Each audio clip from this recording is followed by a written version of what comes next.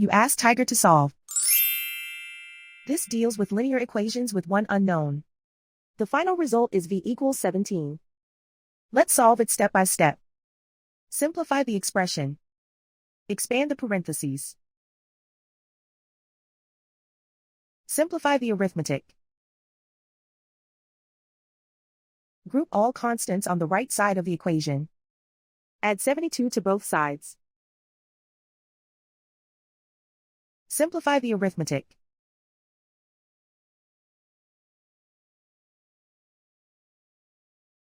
Isolate the v. Divide both sides by 12. Simplify the fraction. Find the greatest common factor of the numerator and denominator. Factor out and cancel the greatest common factor. And so the final result is v equals 17.